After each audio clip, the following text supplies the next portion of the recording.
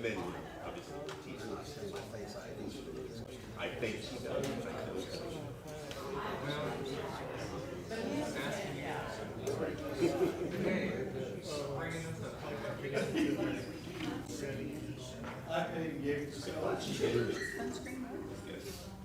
I just didn't know if she got them in time. I kept forgetting. I said I would get them to her like Friday, and then Tuesday or Monday. We don't have to. 11 o'clock, all right. It's gotta be. I got 2 of these now. Okay, good. Pass it to somebody else. It felt like a, yeah, like a, Well, She'll hit you up at like 9 o'clock is still like. it definitely felt.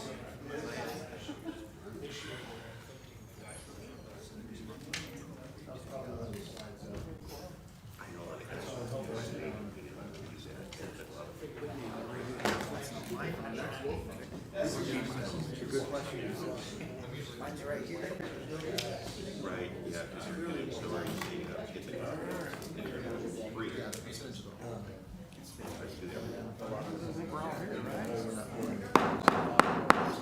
All right, let's call the meeting to order. Start with roll call. Commissioner Allen, Present. Commissioner Norwood, Here. Commissioner Siragusa. Here. Commissioner Roberts. Here. Commissioner Stallings. Here. Commissioner Orr. Here. Mayor Pinkinen. Here. Thank you. Invocation tonight will be done by Commissioner Norwood, followed by flag salute with Commissioner Roberts. You please stand. Will you bow your heads with me? Lord, we thank you for this day. Thank you for blessing us to make it here. Thank you for watching over us. Lord, we thank you for the weather. We thank you for everything that you give us, supplying our needs. And Lord, we pray as we go into this budget season that you will give us the knowledge and wisdom that we need to make the right decisions to benefit the people of the city of Enid, Oklahoma. And Lord, we thank you for all the blessings you've given us. In Jesus' name we pray. Amen. Pledge allegiance to the flag of the United States of America and to the republic for which it stands, one nation, under God, indivisible, with liberty and justice for all. All right. Thank you both. Item number 3, administration. Item 3.1, discuss and take necessary action on the fiscal year 2022-2023 City of Enid budget. Move to approve. Trying for a new record.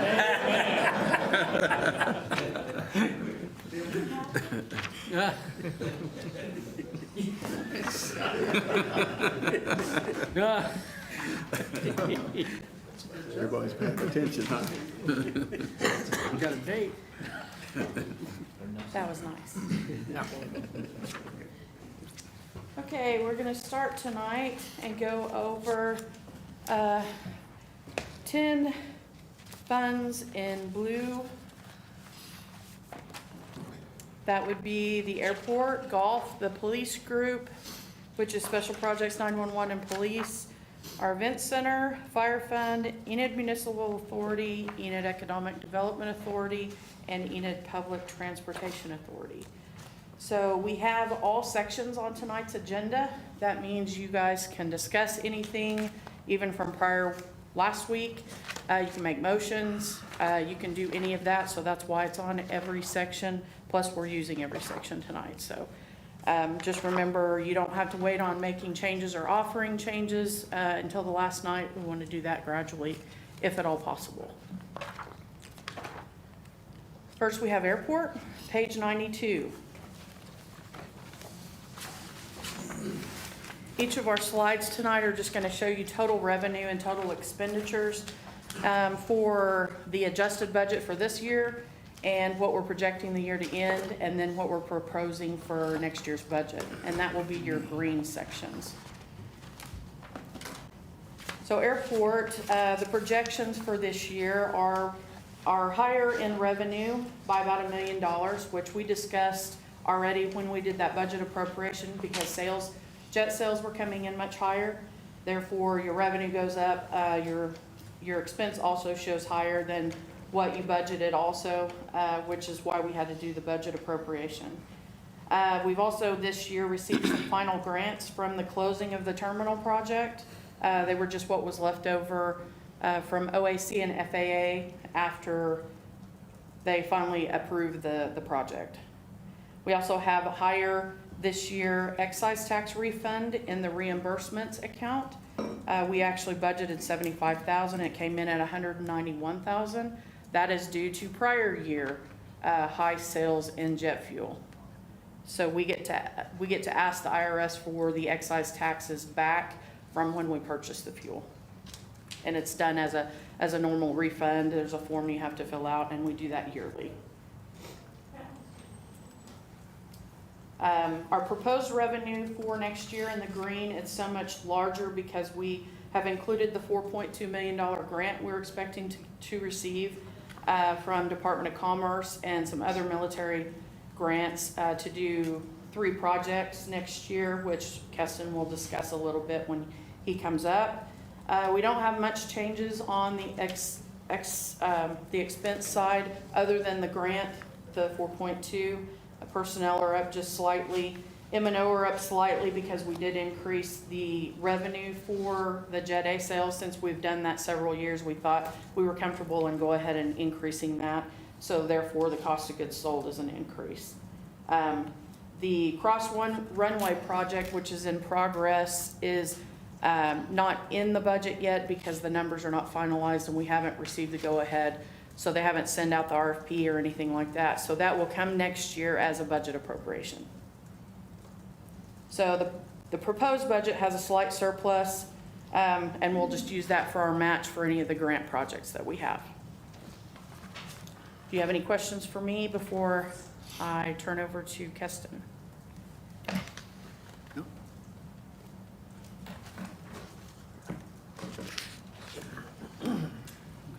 I will just briefly discuss the $4.25 million grant that me and Gerald went down to the city to receive.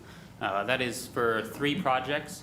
It is split up as $750,000 was received for a joint use hangar, a new one. That is a $1.5 million project total. Then we got a $1.5 million grant for the South Ramp projects. That is both the reconstruction of the ramp in the hangar. It is a $3 million for the front row, $6 million total if you do both the front row and the back row of the hangars and the ramp. And then we also got $2 million for what is a TDW, a tower display workstation. That is the radar display station that is up in the tower, a repeater of what Vance currently has, and that is in the works of trying to get as well. Any questions on the projects or the grant? Not on projects. Gas is going up all over the place as we look at pumps. How does that work in your operations, or is it adjusted monthly, or is it frozen for the year, or how does that work? Yeah, so our we get price updates every Tuesday from Phillips 66. So we get, I think they do it off of a mean average of the previous week's actual oil sales. So every Tuesday I get an update on the fuel price. I can tell you it's been going up quite a bit. The previous 5 years that I worked for the city, the biggest jump I ever saw at one time was maybe 15 cents per gallon. But I can tell you I've seen a 30-cent jump last week, and a couple weeks before that it was a 50-cent jump. So it's been going up quite steadily and doesn't seem to be going down anytime soon. Okay. All right. Okay. Justin, you might let them know we're already doing the engineering for Yes, those 3 projects, right? Yes, so we did receive a $160,000 Oklahoma Strategic Military Planning Commission grant that was used for the engineering plans and specs for 2 of those 3 projects. Obviously, there's no engineering that needs to be done for the TDW, but for the South Ramp, the hangars and the concrete together, and then also the joint use hangar, those are currently being done right now. We should have those plans and specs in hand next 90 to 120 days and be ready to go out to bid for whenever we have the funding. Okay. Good. Thank you. Thank you.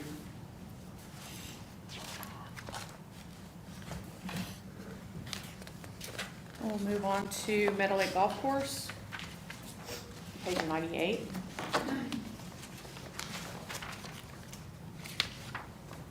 You can see they're just right about coming in what we budgeted for the year. They do have some increases for this projection, and that is We're a little higher in greens, and their pro shop sales actually have come in better than we budgeted.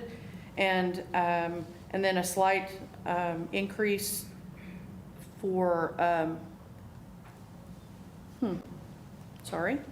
the pro shop sales, I was just gonna tell you, will also affect the expense side. So the red is the number that I was just talking about right now. We have balanced budgets for the last 4 years. We're proposing another year of a balanced budget.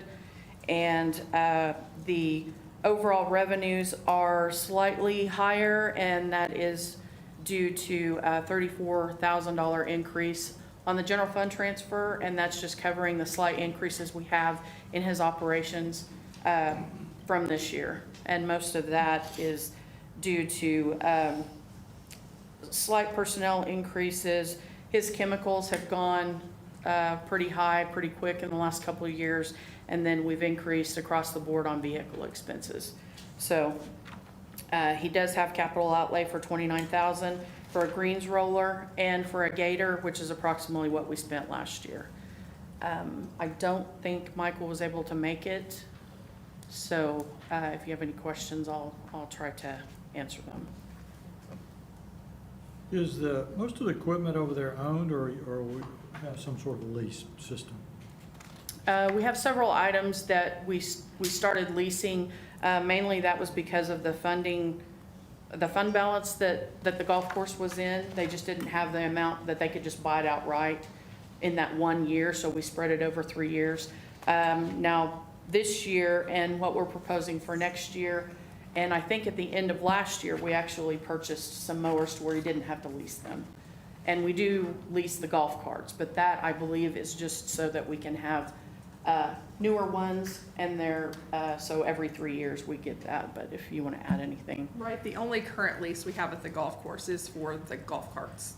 Everything else is fully paid for and owned by the course at this time.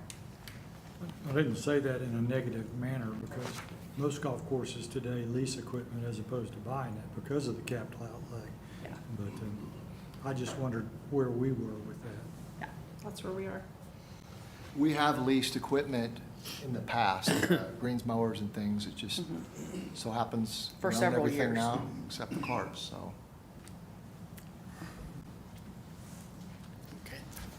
And Commissioner Allen, I will let you know that the $10,000 for sand for phase 2 is still in there, so. I checked on that. Okay. Thank you. Are we going to wondering if you were gonna raise the green fees for commissioners? I don't believe there's any Maybe we increase should, in the maybe we budget should for vote that. on that. I didn't catch all that, I'm sorry. I just told her that we needed to raise green fees out there for city commissioners.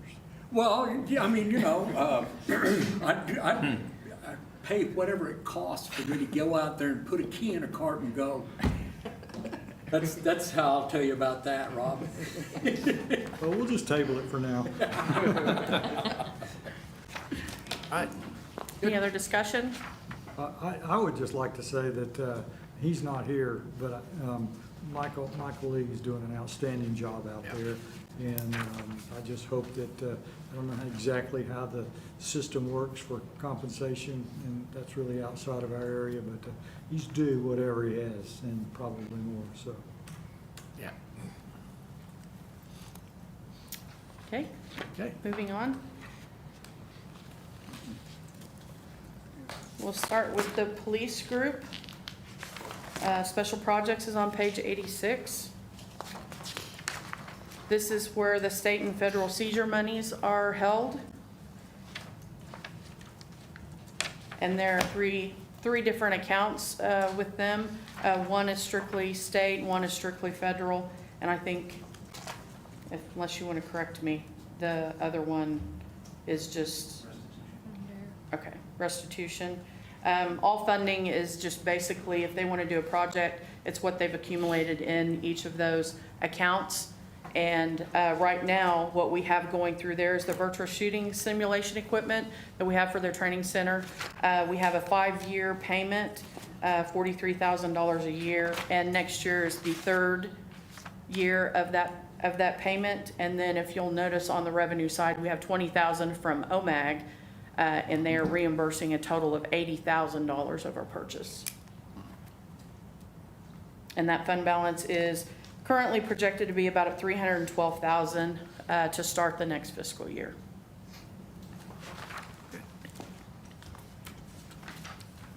Any questions? We'll move on with police.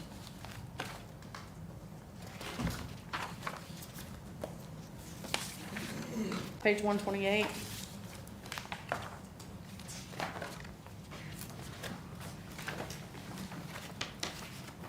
So their running projections for this year are very close to what budget was. They're just under in several of their areas. Personnel is under quite a bit. They have quite a few vacancies that they've carried for pretty much the majority of the year. So the original budget was set to have a deficit, but they're doing just about coming in just under that. So what we're budgeting next year, personnel, there's estimated increases for their collective bargaining agreement that they're doing negotiations right now with.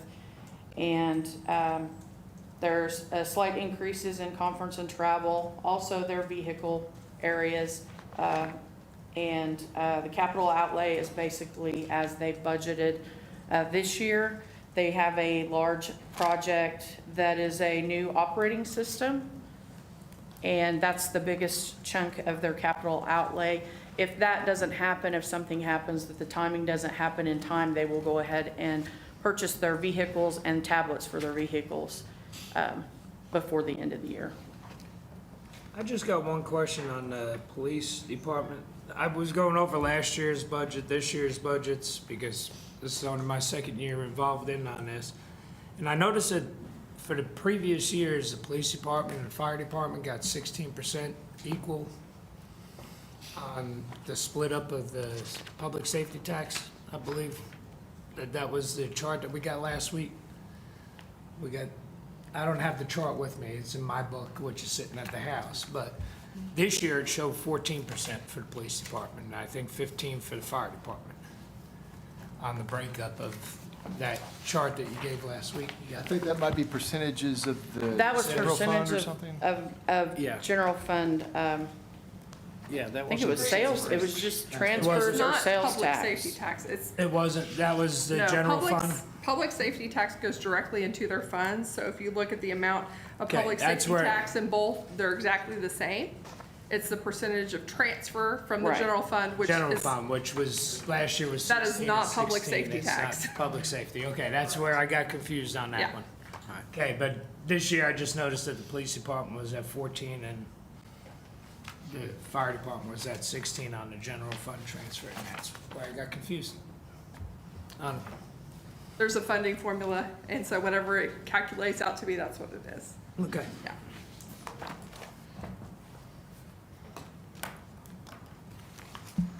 There's a few other things in capital outlay that are smaller items, one of them including pickup for animal welfare. If you have any questions, do you want to add anything? The only thing I add is on the new software for the police department. That was brought up by a previous commission. We are trying to get that done this year. If that doesn't happen, as Jennifer alluded to, we will purchase police cars this year and continue to work on the operating system for next year. So it just may be a swap, so don't think we're not utilizing the funds as need be for the police department. Did I see you hired 6 new officers, or 6 officers were picked up in the last board? Is that right? Yes, so they will start the 24th. Okay. Well, that's great news, because I know you've been short officers for a long time, so I was glad to hear that. I was also very pleased to see that you now have a female sergeant on the force, and I applaud you for that. That's great. Thank you. She's been tried by fire over the last 2 days. So Yeah, that's right. she's been quite busy. Good. All right, thanks.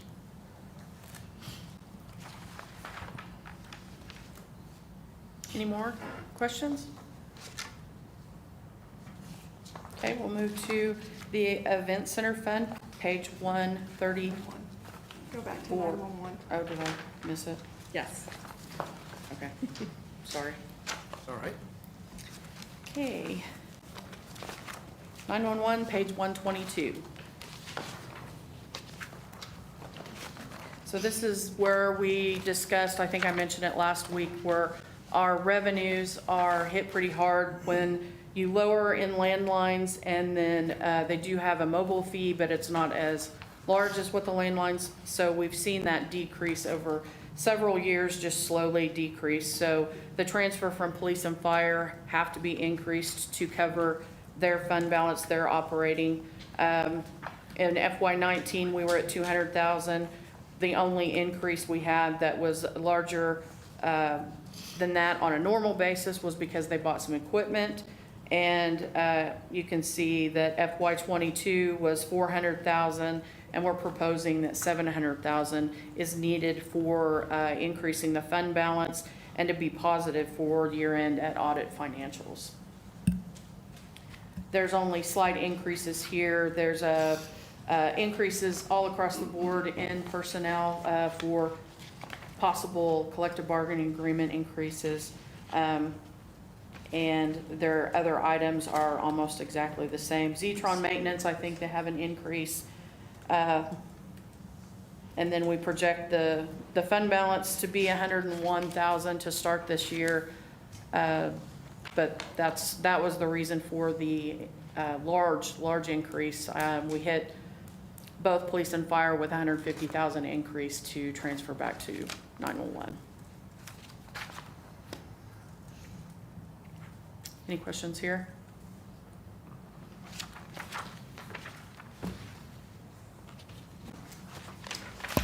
Okay, now we'll move to Event Center, page 134.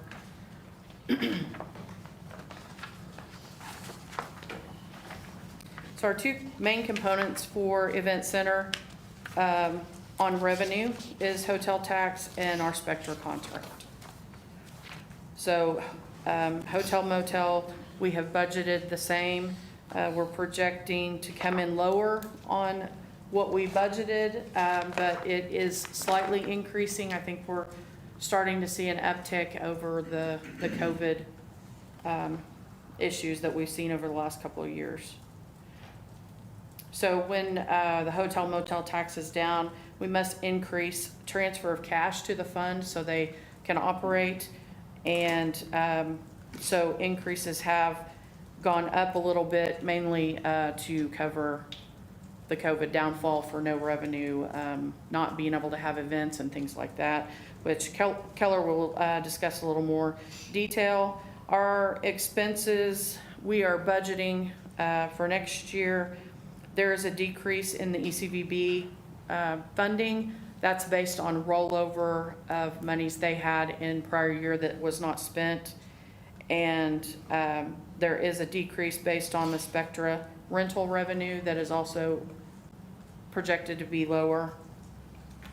And capital has increased just because the building's getting older, and that also includes maintenance on the convention hall building.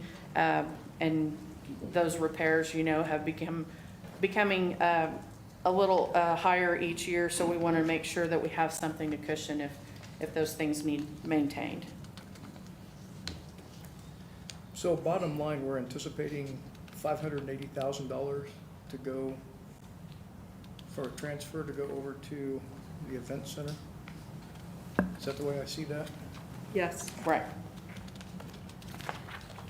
There might be a slight difference because that's for the total fund. I know Carol's going to show us some slides, and are they 582? I guess we'll see in just a minute. Right. Well, that's to cover the whole fund. I don't just Go to the next slide.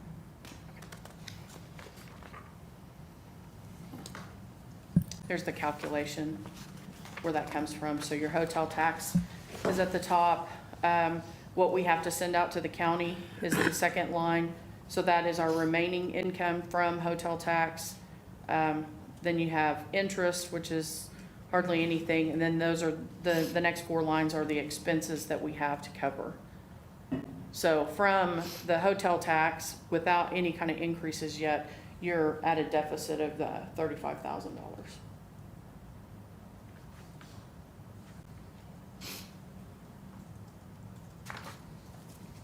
So the 580, 545, 610 is what's needed to supplement the operations there. We would need a $35,000 transfer anyway to cover the insurance and visiting and the other things that are covered by that hotel tax.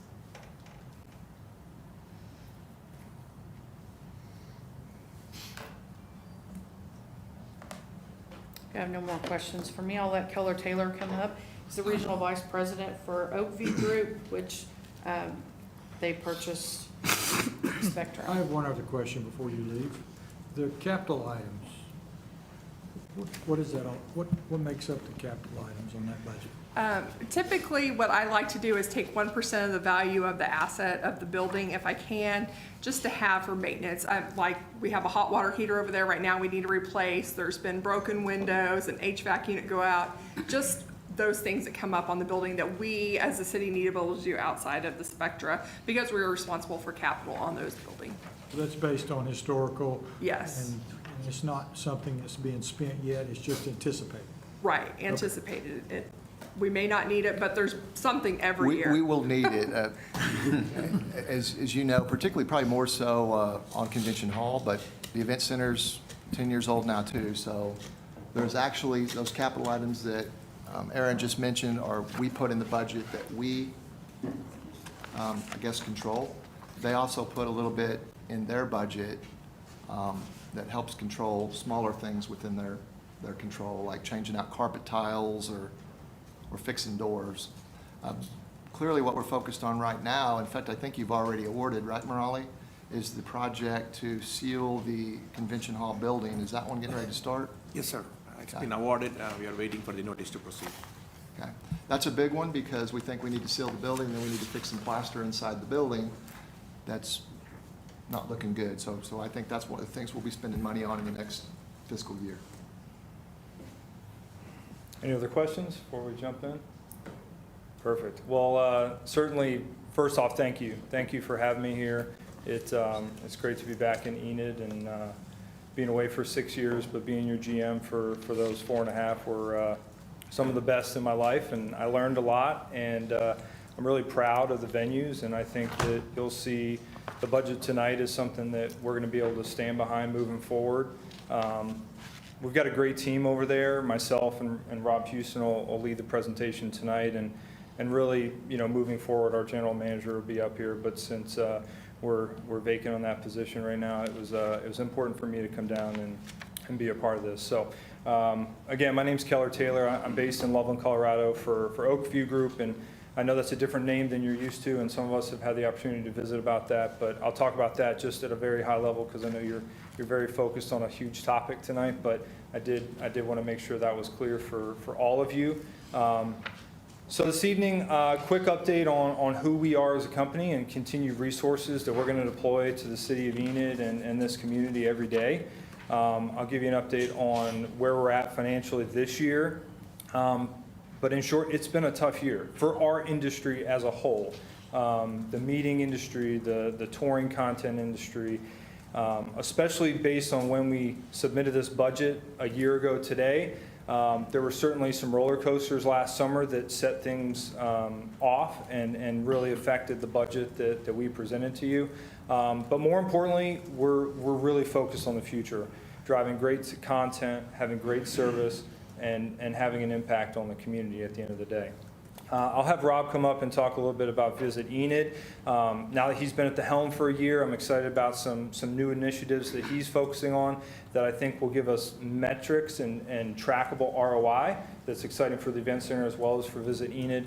And then I'll talk quickly about some opportunities and challenges, and then would love to dive into any topic that you all are interested in. So quickly, late last year in November, Spectra was acquired by Oakview Group. It's a good thing overall.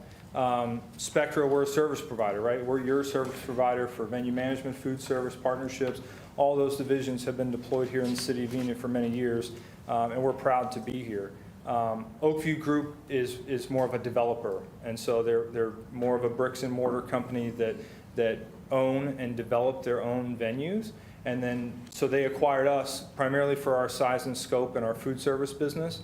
We're still really in the middle of integration, but what I can tell you is we're going to create this hub and spoke model with lots of different services that will be deployed to the city of Enid as part of your existing fees and contract. And so we're building out a robust set of infrastructure to deploy here every day. And as you can see here, it's things like food service, it's booking.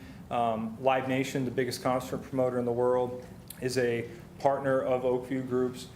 They do a lot of business in the surrounding metro areas, and we anticipate trying to get some shows with them here. But hands down, the most important thing is talent. And so we've got to support our team, empower our team, train our team to make sure that they can deploy our resources and manage your asset, not only in the most fiscally savvy way as possible, but also the way that impacts the community in the most positive way. So as I alluded to earlier, this fiscal year, we really thought we were a lot more optimistic going into this thing a year ago than we were today. And I wish this was the only conversation that I was having in a community like yours, but I have 9 other venues regionally, and many are experiencing the same types of things. And what I mean by that is last spring, right, we really thought we were coming out of COVID completely, had another variant hit. What we saw in the touring industry, specifically with concerts and family shows, everybody started gearing up in April and May, and then when that variant hit in June, it stalled everything out. And so what we've continued to see is content that was going to play last fall has shifted a year. Not only that, we're seeing most of the artists wanting to get their major market plays in, and so that has been a trickle down to lots of artists needing to play the big metro markets, and then they're going to circle back around to secondaries like ours. So I'm here to tell you the next fiscal year is going to be good, and we're going to go big, and I think that there are calculated strategic shows that we can go after that will continue to elevate the level of content we're putting in that building. I still am pretty happy with the year of content we've had.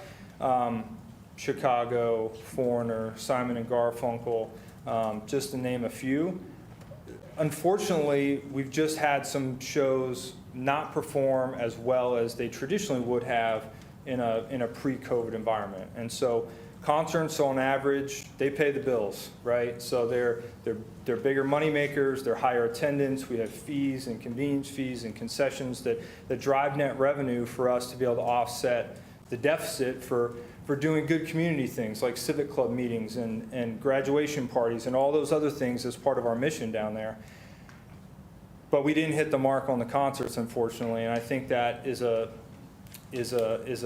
hindrance coming out of COVID, the level of content that we were able to get. But I think the market was bouncing back, and we're seeing that in many other markets: Salina, Kansas, Topeka, Kansas, Ralston, Nebraska, several other of my venues that are seeing similar ticket sales trends in what I would call secondary markets.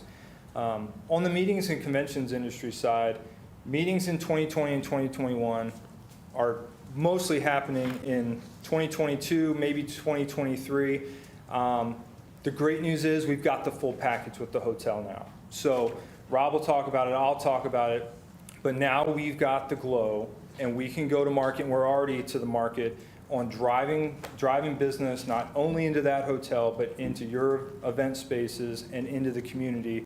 Multi-day, 250 to 350 person events are going to be the sweet spot for us here, where we fill up that glow, put some people on the west side of town too. People are out shopping, dining, doing what we want them to do when they come to this community. Rob will talk a little bit about some analytical information and a new tool that we've just very recently subscribed to that's really exciting. So Normally, we get a lot of that business in this fiscal year, and so what this has led to is us underperforming. And listen, I'll own that. That's our responsibility for you, and we take managing taxpayer dollars very seriously, not only here, but in every market we operate in. So our budget was aggressive. We were hoping to come out of COVID and hit the ground running and trying to get back to a FY 17-18 number of just over $400,000. But with a couple canceled shows that were big losses, combined with the fact those were budgeted to make money, the loss of local business and other state business that we had hoped would rebound by now has put us in this position where we're going to miss by a couple $100,000, and that's the reality of the situation. However, I truly believe that next year we are positioned to get much closer to what I'll call is our historical performance, which is a $550,000 projected subsidy that's outside of any capital. And that's our operation. Certainly I know what was on the screen that Jennifer shared it's a little bit different calculation, but this is the number that we report into monthly, that we send in the monthly financial statements and city leadership have access to and we discuss. But we truly believe we're going to be able to stand by this number this coming year. And it's going to be a mix of event center content as well as convention hall content, while continuing to look for strategic partnerships in the community. I think, the bull riding event at the Expo Center is probably a great thing for everybody, and Tim and the team have already booked that for next year. Keeps dirt out of our building, gives them another event, nice city-county partnership that the team has come up with. And, the team deserves a lot of credit through COVID. They were very creative in trying to drive revenue, in addition to making staff-related expense decisions too. So in my opinion, we really did what we could to drive top line, manage bottom line through COVID, and we'll continue to be good stewards of that money going forward. Coming up next fiscal year, we've got a number of conventions, some that are confirmed. Ambucks just happened. We've got the Firefighters Association in June. We've got the Museums Association in September. We're working on 2 different 200 to 400 person proposals right now with Rob and the Event Center team. So, and I think we're just hitting the cusp because, again, these groups haven't met for several years now. They want to get out. They want to meet in person. We've got the full package with the glow, which we are going to sell absolutely every day for you guys. So I think something else important, and I've shared this slide in a couple different communities, but I think that sometimes it's good to give communities perspective on how their facility operates in similar markets with similar venue types. And so you see on the screen here, and it may be a little small for you all to see, but we've got a handful of other markets that OQ Group manages in what I would consider similar size markets: Casper, Wyoming, Salina, Kansas, Topeka, Kansas, Robstown, Texas, Shawnee down the road, of course, a little bit different type of buildings. But you see here that all of them operate at a loss, and they all are very important quality of life initiatives for those communities. So it's a place for people to gather, it's a place for people to be entertained, and it's to drive that secondary impact that come next year, we're going to have some real data to share with this new tool Rob has. So I thought it was important to share that this venue's performing about where we thought it would, way back in the day. And if you go back to that first chart, we've driven that number down, and it's our goal every day to manage every dollar like it's our own, right? One of our core mantras is act like an owner, not a renter, right? And so we need to daily manage your funds like they're ours, and trust me, we do, and we instill that in our teams.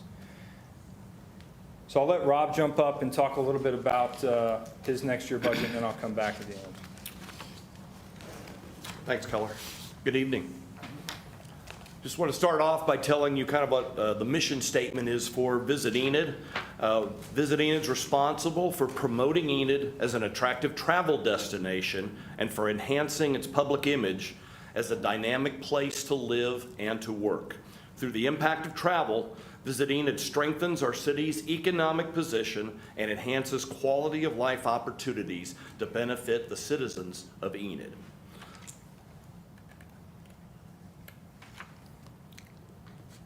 I guess I don't know how to operate this. This right here? No, that one. Okay. So these past 2 years have been the hardest that the travel industry has ever faced. Keller touched on that a bit. But as industry statistics continued to show during the pandemic that travel was not coming back the way it was pre-COVID, Visit Enid made the decision a couple of years ago, actually. I visited with Marcy when she was running the facility, or running our operation, that we should hold back some of our dollars. There's no sense in promoting travel when nobody's traveling. So, and we didn't know when that was going to happen. So we actually held back a little bit of money in each of the last 2 budget cycles in hopes that we can really hit it hard in this next fiscal year. So what that means for our budget is we're asking roughly $125,000 less than what we are normally funded. We usually get around $475 from our hotel tax, and this year we're asking for $350. But because of our carryover, we're going to basically be pretty flat. And that's a good thing because we have several things that we're promoting. Keller's talked about a couple of these other conferences that we are working on. So I do have some of those in red on there, and I wanted to explain a few of those bigger budget items just to let you know what those are. Our professional services category is basically anything that we hire out. If we hire out artwork, if we hire out our website hosting, those kinds of things. Any other position, we hire that out. And the tool that Keller was talking about is called the Economic Impact Calculator. It comes from Destinations International, which is the kind of overall umbrella organization for tourism worldwide. They have come up with this calculator that takes your individual tax base and calculates with several different metrics the industry standard for economic impact for events, for sporting events, for festivals. I only have one of those at this point. I have the one that works with DMOs and convention centers. But I am looking to add at least the sports one here pretty soon. And because we have things we need to know about, like the Junior College World Series, and when the new soccer complex comes online around the 1st of next year, we're going to want to know those numbers. You're going to want to know those numbers, and we'll be able to provide those thanks to this tool that we just purchased. But that goes under our professional services category. Our servicing and event support is basically the hospitality that we provide at, say, the state basketball tournaments that we have, the World Series. It's the way we treat people when they're here. And we've kind of set the bar a little high on that. We go above and beyond, in my opinion, and what we hear from some of these other tournaments that come in, that the way we treat these folks when they're here, if we would reduce that, they might look somewhere else. So that's why that number's a little bit high. My incentives category is larger this year. Those are basically the bid fees that we have to spend to go after tournaments. World Series every year is a certain amount.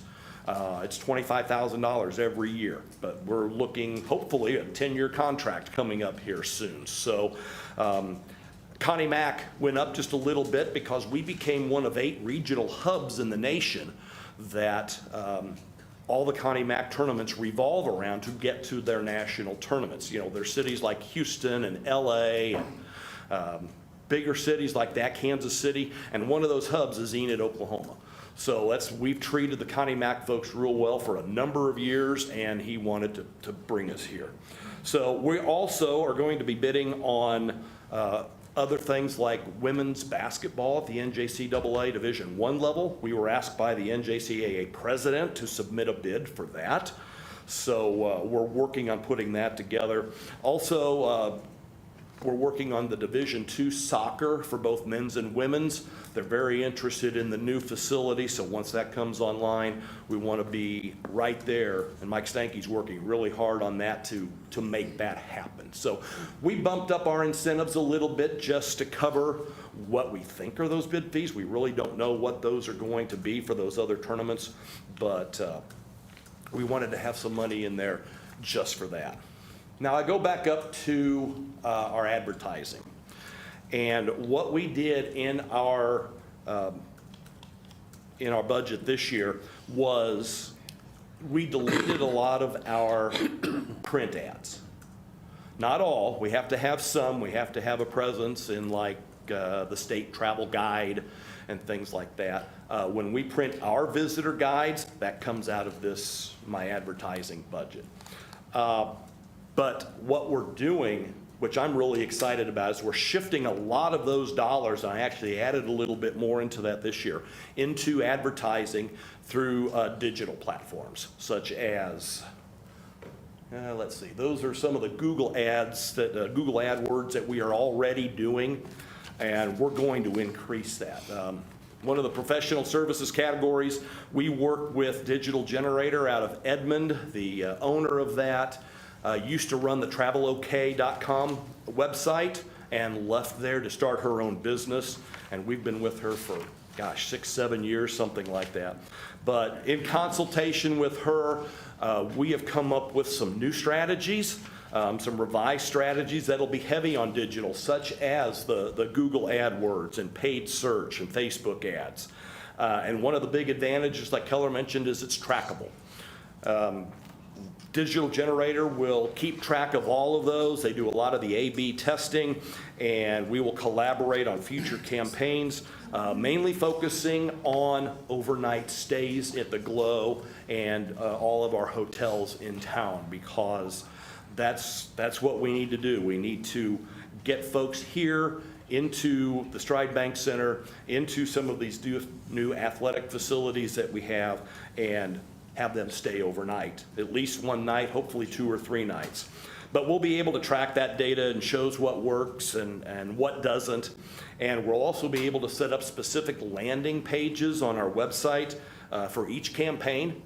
And that way, somebody clicks on one of those, it'll go to a page on our website, which will then, we can redirect them to wherever we want them to go. The other nice thing about working with Digital Generator is we do not pay per impression, we pay per click. That's huge in my opinion, because impressions is just when it shows up on your computer, you're paying for it, whether the user takes an action or not. Clicks we pay for, and that's when you actually click on that banner ad to want to find out more information.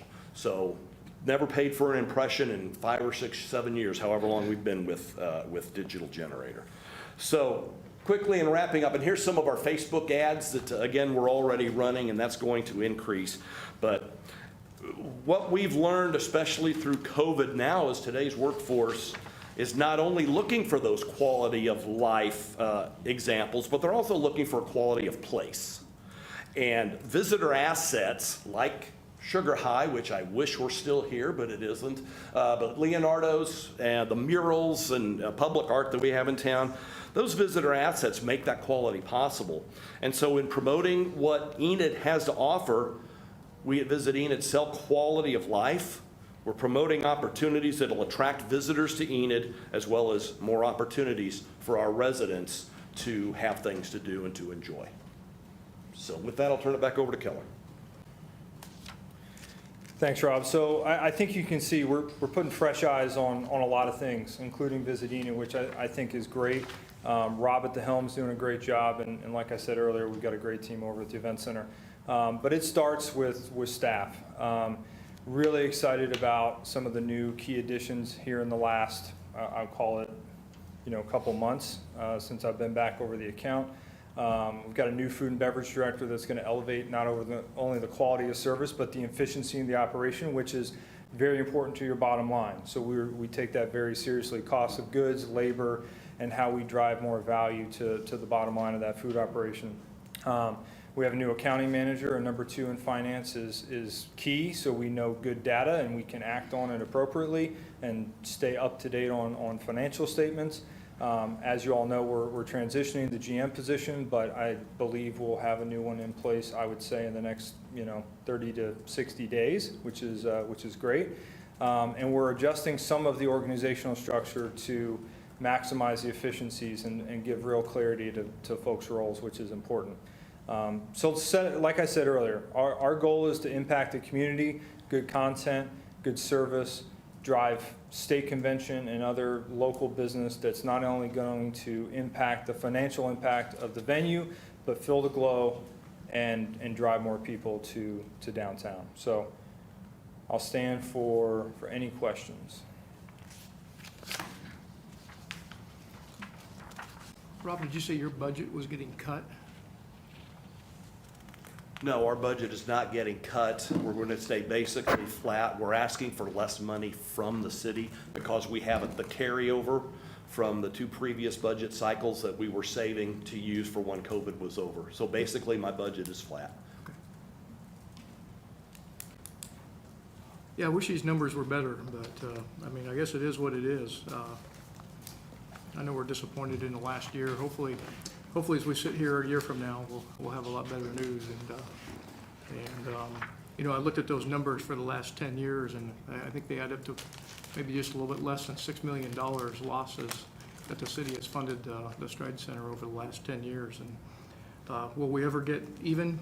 I don't know, probably not, but it doesn't look like they ever do. When I look at Casper and Salina and all the other comparative towns, I mean, we may just be in this for what it is, and hopefully we can just make the best of it and reduce what the city has to pay to supplement it.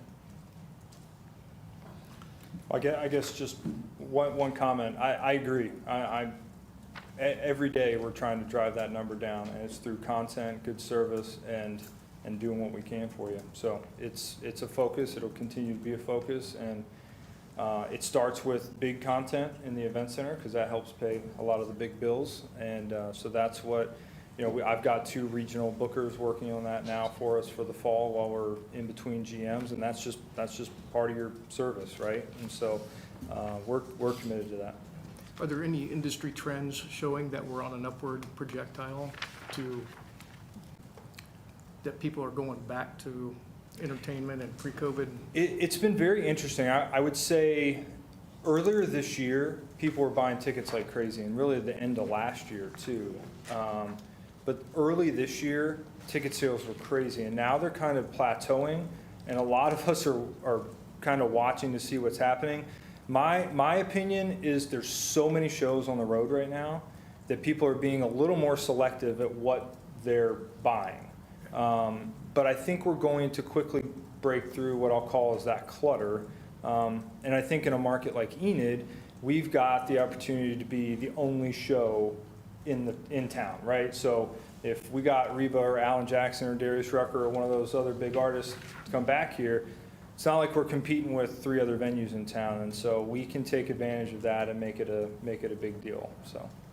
And did you mention, Keller, do you guys have economic impact numbers for Enid? So when we have a concert or something, what people are spending on restaurants and gas, do we have updated numbers on that? Or we don't have hard data on that, but part of what Rob's new tool that he was discussing that we just invested in, that will allow us to see what that is.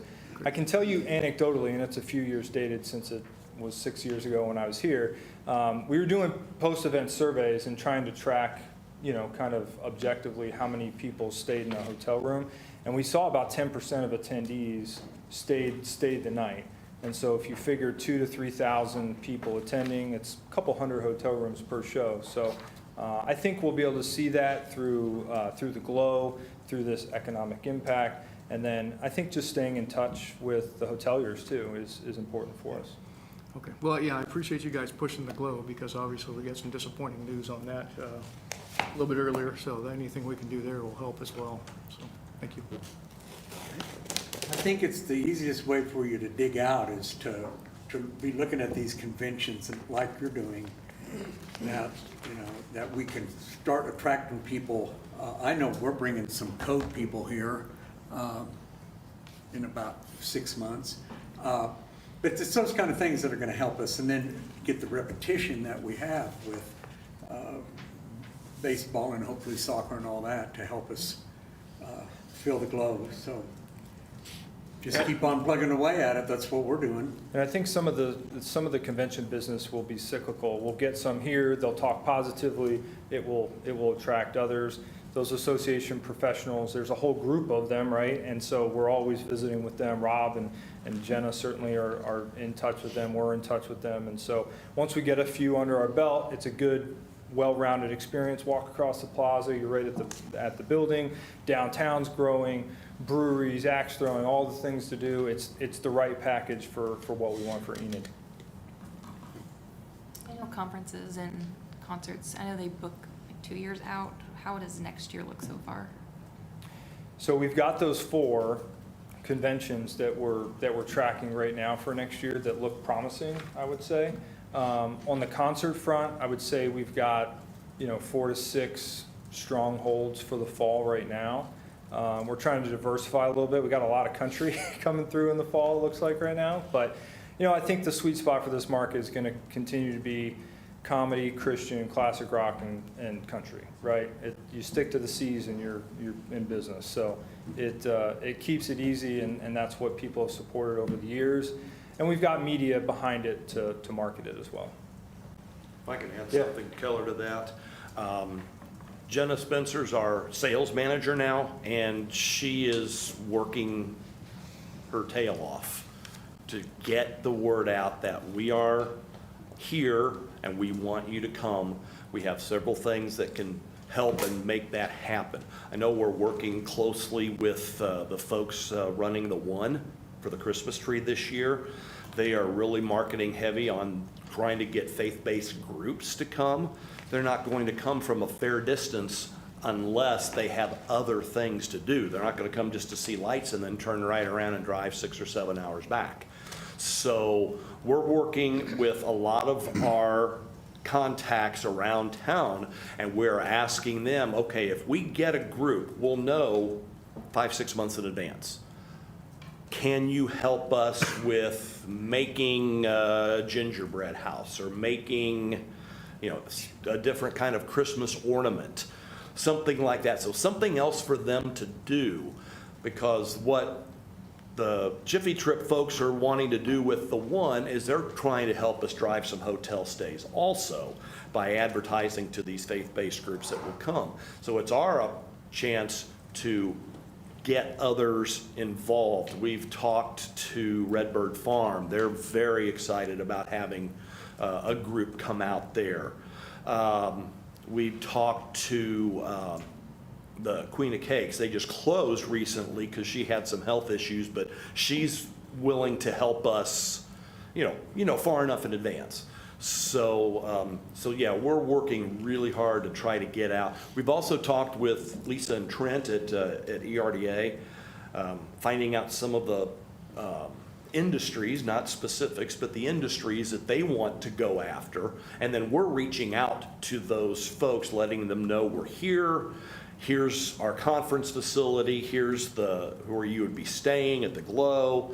Here's our downtown. Just giving them, hey, we're just getting on your radar. That may not pay off for 4 or 5 years. We had one group that Jenna reached out to that they're now booked through 2028, but they didn't know anything about Enid. Well, they now know, and so they are interested, but all these seeds that we're planting may not just come next year or the year after. Conferences plan 2, 3, 4, 7, 8 years in advance sometimes. So we're planting those seeds and we hope they come to fruition. It may not be this year, but they are coming. And we feel really good about the things that we have on the books so far.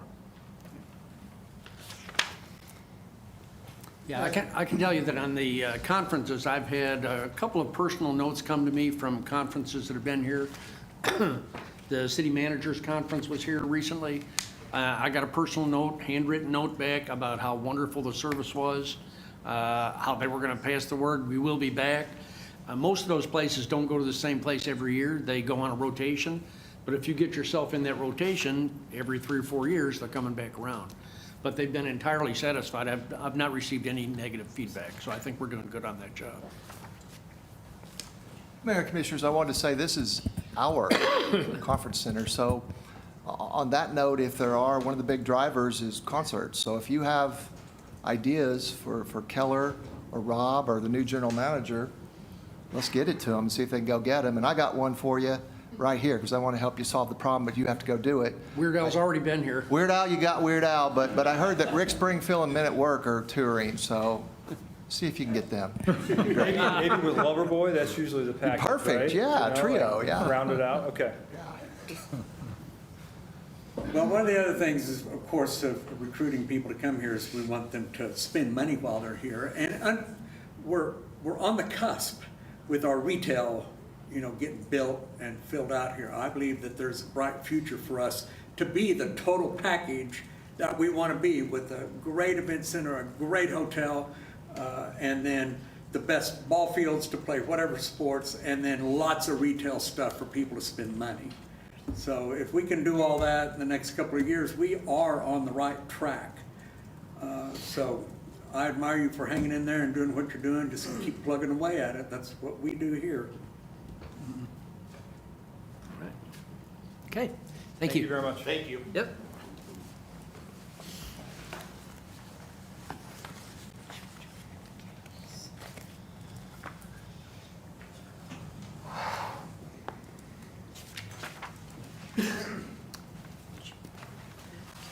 Next, we'll move to fire fund.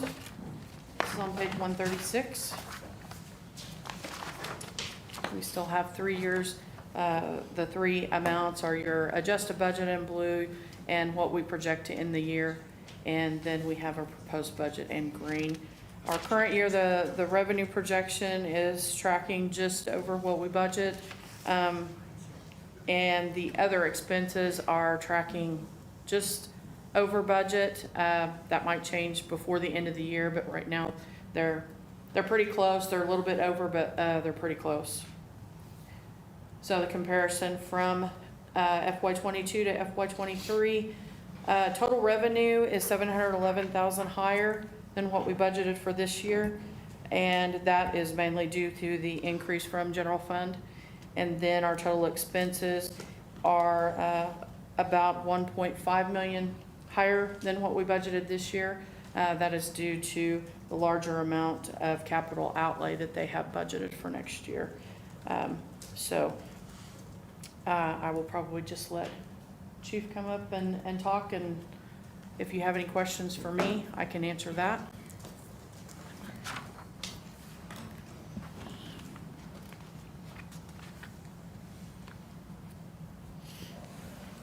Hello. Hello. Start off with some of the significant increases for our capital expenditures next year. We've got a heavy rescue truck. I'm sure you've seen it around town. It runs a lot of miles. It runs on all house fires, all car wrecks, and medicals in the downtown area. We've had some critical structure damage to the box on that truck several times over the years. We've had it rewelded, reinforced. It just keeps trying to come apart on us, and it's gotten to the point now where we have the option to try to fix it, which is not economical, and so the decision's been made to just replace the vehicle, and that is a large portion of that capital budget for next year. Also included in the capital budget for next year is the Station 1 roof. It is in dire need of repair with some structural damage, so it's going to be quite expensive. We need to upgrade our 911 notification system. A lot of hardware there is original to when we put the system in a long time ago. It's gotten to the point now where it's creating constant errors, and so we're not always getting notified. Lights and tones in the stations, and at night that's especially important.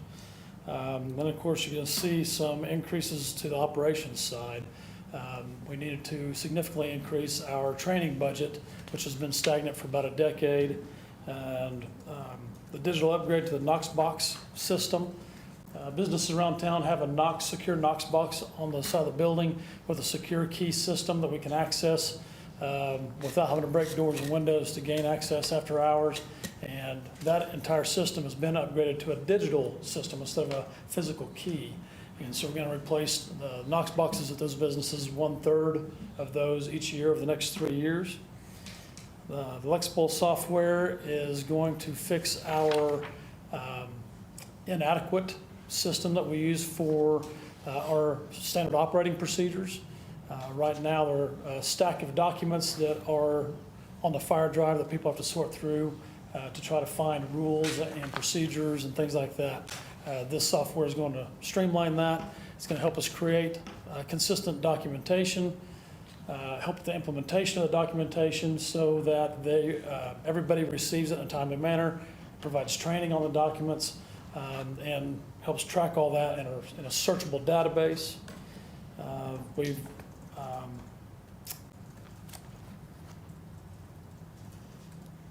And then some other increases in some of the training supplies, which is going to come along with additional training that we're trying to do.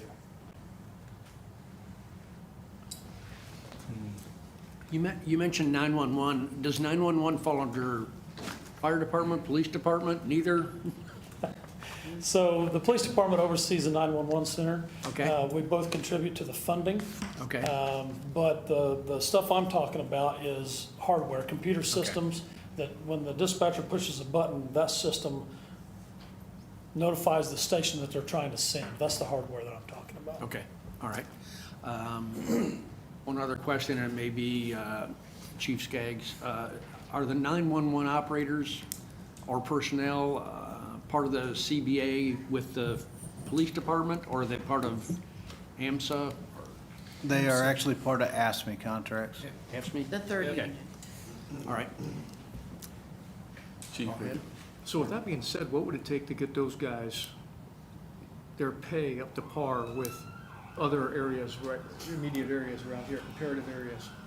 Well, I think that's something that happens, we're not really involved in that process because the city manager has to, part of his job is to negotiate the pay and benefits packages for all of those agreements. So we can feel free to talk with him about that, but I think we undermine his position if we try and do things from this forum. Well, I can go ahead and mention we are in ASME negotiations. In fact, we have a meeting with them tomorrow, and Carol has been very busy among all the other things she's been doing, working on getting the write-up of the proposal that we have for them, and I think it's a really good proposal. And you guys, when we are done, we do come to you and ask for you to approve the collective bargaining agreement, and happy to talk to you about it more at the time, but I think it will, a lot of this budget is going to be paying for personnel increases everywhere, and in some certain areas in particular too, and ASME as well as probably we're also in FOP. Luckily, we have an agreement with IFF, so we won't be talking to you guys until next year. Over 2-year agreement, so that's easy this year. I think we'll be able to address some of the concerns about what you brought up, Commissioner. I hope so, and certainly we have the power to do that. So that it's on my mind to pay everybody better, but I do understand they work life and death situations, and I am thankful that they are there because they really have a hard job. Because they never know if it's just, here's somebody calling again versus if you don't get them the right information and you guys don't get out there quickly, then somebody dies. So I agree. Are you, Chief? Oh, sorry. Go ahead. I just wanted to add to that was we had a situation here not too long ago that sort of weighed heavy, not only on our first responders, but you got to remember there was a call taker that took that call, who was in the midst of that whole thing the whole time. So it goes above and beyond just that. And I know I brought it to your attention here a couple months ago after my meeting, since I'm on 9/11 Commission board, that we're not even close to being compatible with other cities. And that's something I asked you to look into and address for me, and I appreciate that you're doing it. I just want to know, are you fully staffed? Right now, we are 2 short, and we have all intentions to be fully staffed as soon as we can. Right now, with budget season, we're also going in the middle of an ISO review, and once we get those things out of the way, my training division will have a lot more time on their hands. So our plan is to go ahead and hire those 2 on as soon as we can. We're looking at the possibility of July, and it takes about a month of in-house training before we can actually put them on a truck. By the end of the year, we'll probably be an additional 2 short. So by the end of the year, we'll probably be bringing on 2 more. But currently, we're only 2 short. And do you have to do any type of recruitment, or do you just have like interest from, you know? I wish they just came knocking on the door every day, Okay. but just like everywhere else, we do have challenges in that. And this year is the first time we've ever participated in, but we went to the Tech Job Fair, went to the Enid High Job Fair. Now, you're talking about a lot of high school kids, and we do hire 18-year-olds. But with having an existing list of candidates that does not expire until August of 2023, they can come and show interest in everything, but we won't even be able to put them through the interview and hiring process until that list expires. So, but yeah, we do what we can. We're trying to find other outreach programs, but it just comes down to when that list expires, making people aware that we're going to have another hiring pool getting started. So I kind of have a combined question for both of you chiefs, since as far as you had mentioned the young individuals coming out of high school, how many years do they have to work to hit the retirement age? Is it on the police force and the 20. fire department, 20 years? Wow, that's just like the military. Yeah, but that's a minimum. They can We certainly. bump that up to 25? They tried to get legislation that didn't pass, so it's currently still pass, 20. okay. ours was 20 for a long time, for a few years. It switched to 20, I think it was 25. But just the other day, they signed a bill in Oklahoma to put it back to 20. Back to 20. But that's a minimum for retirement. They can stay much longer than that. right? Yes. He raised his hand. Scott, how many years did you just complete? 36. Wow. Where you at, Brian? 33. It's a great place to work, isn't it? So, Well, what are the requirements? My FTO and You want to do some recruiting right here? Absolutely can. You'll be yeah. 18 and 18, high school diploma or equivalent, and we have a physical agility test, a written test, which is a general knowledge aptitude test, and once you complete those things, then we put you on a list in a ranking order, and whenever an opening comes up, as soon as we get the opportunity to begin the training, we like to do it in at least pairs. 2 to 3 is ideal training numbers. That way they can perform training events together in teamwork like we do on the fire ground. But you'll do a 1 month in-house training once we get you on, and then after that you've been on truck and we send them to individual specialized training throughout their career. But to get on the list is the main thing, and then There is an after that there's upper additional. limit on, I'm not sure there are that many people in the room that could now become firefighters or police officers, right? there's a There's few. a- We have such one a or wide two. viewing audience, everybody's paying attention. Yes, but in Well, everybody the knows room- somebody, right? I know I'm a good double too old. Is there an age limit for both departments, or is there a limitation of age? Minimum 18 and nobody over 40 for the fire department. Okay. 21 and 45. 45 for the police department? Okay. That's to That's join, to make that's to sure they join, can not to get their stay. pension. We have immediate openings, just saying. also, Brian, I didn't make the decision. if you're on the Oklahoma pension plan, you can hire over 45. Yes, if they've If already. you're already on the Yeah. pension Correct, plan. that is correct. You can. No, I'm not coming back. I've noticed the little lifesaver rings on the fire hydrants. I thought you were just telling us this is something you were gonna do. I mean, they're going up right now. Yes, sir. Oh, yeah. So Yes, I'm that's- impressed with that. So that is the benefit. You'll see them as we flow hydrants. They've got a box of rings in the truck. They flow the hydrant. It's on the iPad. Do the math. It tells you what it flows. They put the color on the hydrant right there on the spot. That's a great thing. Yeah. I like that idea. We've found a lot of benefit in it already, so. that's a good deal. Okay. Any others? Thanks, Chief. Thank you.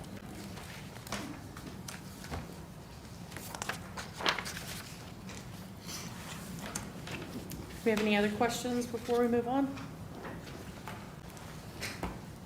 Do you want some more questions? I'm ready.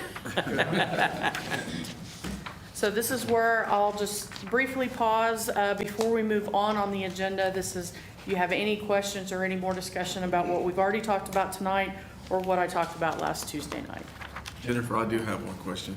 I noticed in some of the areas that I've been reading on, it states reimbursement. How does that work, the reimbursement? Because it shows the numbers and they're the same, but I just wondered, I was just curious to how that works. So if we have reimbursement in the revenue side, that means we've already expensed it out of that fund or that department. Most individual departments, if they're within the general fund, all that revenue would go back to the general fund reimbursement account. So fire and police both have reimbursement sometimes for grants. Okay. And they travel or have payroll expenses. That shows as a reimbursement. That particular would be shown as a grant because that is a grant. But for example, what I'll be talking about tonight, EMA, when we are done with our lease trucks for solid waste, the trash truck lease, we actually they buy them back from us. And so we show that revenue in the reimbursement revenue account when they buy it back from us at the end of the lease. Okay, does that account for some of the funds that aren't used, unused funds as well, or is that totally different? Yeah, I don't think that's the same. Is there a particular page you? No, it just wanna caught look my at? eye Okay. on the police. It was in the police area. I think it might have been 129, I can't remember, but I was just curious about it. Let's see. Where has 1,000?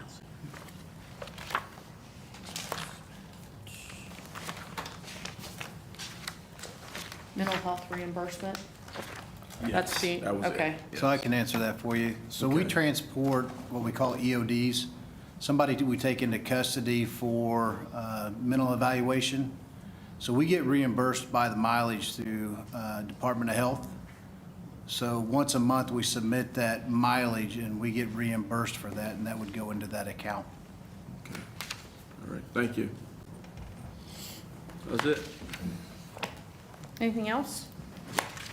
Yep. Okay, Mr. Mayor, if you want to continue on the agenda to our next Yep. section. I will. All right. Item 4, recess to convene as the Enid Municipal Authority. Item 5, all trustees of the Enid Municipal Authority special meeting are in attendance. Item 6, Enid Municipal Authority special meeting is now in session. Item 6.1, discuss and take necessary action on the fiscal year 2022-2023 Enid Municipal Authority financial plan. Okay, our first slide, we're going to look at EMA revenue. This is your water, stormwater, trash services, sewer services. We have a little miscellaneous category that houses that reimbursement account that you were just asking. And then we have sales tax. So the water is 36% of our EMA revenues. And then it flows around the circle. So 32% is our sales tax. And so the sales tax that this is actually a transfer from general fund. And it's the dedicated sales tax that's specifically for 1% is debt and capital projects, and the other 1% is the CAW sales tax. So that's transferred from general government to EMA. So we do have an overall increase of about $3.4 million compared to this year's budget. Approximately $1.25 million of that is our increase in sales tax across the board of 7%.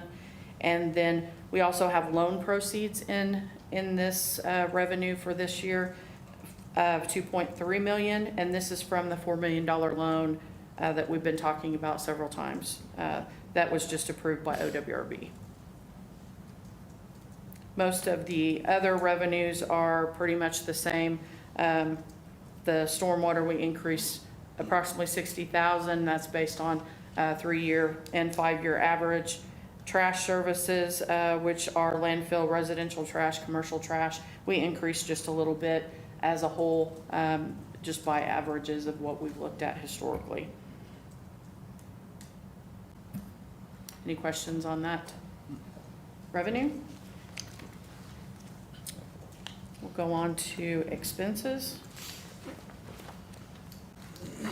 So this is looking at our total EMA expenses by category, and there are 8 departments that house employees in EMA.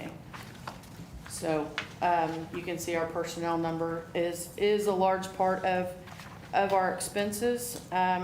The personnel, and then we have operations and transfers. The transfers that come out of EMA is the transfer back to general fund for operations, and also what goes to our capital improvement program funds that we will discuss on Thursday night. So we have increased revenues, which I already stated. Our expense decreases, and it's mostly due to less transfers out. You can see our transfers went down almost $2 million as a total, and that's because of the reduced amount of projects that we have that we'll show you on Thursday night. Capital outlay is approximately the same. All requests were actually budgeted in this, so everything is covered at least as of right now. And our debt payments will be broken down on an upcoming slide, as will our transfers. So the departments that we're looking at: EMA operations, utility services, solid waste services, public utilities management, water production, utility maintenance, wastewater plant management, which is with our Stover contract, and our capital replacement for EMA. Any questions? Personnel went up quite a bit. Is there more people? Has the number of people in those areas increased? Or is that? We do have it budgeted for proposed CBA, but we actually added a water plant foreman in in water production, and that's for the new plant. And we added 1 AMI technician in utility services, but we also had a decrease of 4 concrete workers that were in utility maintenance transferred to general fund in public works management. And so all of their tools, trucks, and things like that show in the operations category moved over. Out of the 500 employees that we have, 77 of them are housed in this fund, so that's equated over 77 employees. Yeah, okay, understand. Thank you. One reason that our operations is going up quite a bit is this is the first year that we have the Corps of Engineer payment, and it is shown in water production also, and it's $182,000. So that's part of our significant increase. And then we have a 2% increase with our Stover contract. And we did increase our vehicle expenses and utilities based on everything going up significantly. Any questions overall expenses before I move?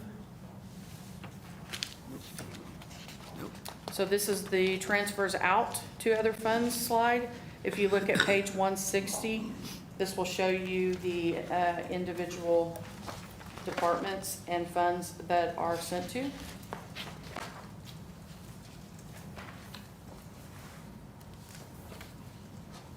So we have an overall decrease of $1.95 million. Most of that is for the project funds for the capital improvement program.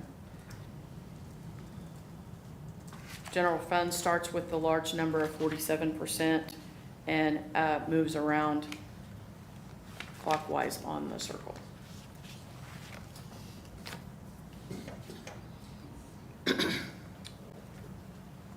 So this is a time to remember that Oklahoma is the only state that does not provide property taxes for the general general budget. So that's why we have to share sales tax because it's dedicated, and then we have to turn around and EMA revenue we transfer to general fund so they can operate, since we only have sales tax as our revenue. Any questions? No. So this is our discussion of the debt payments.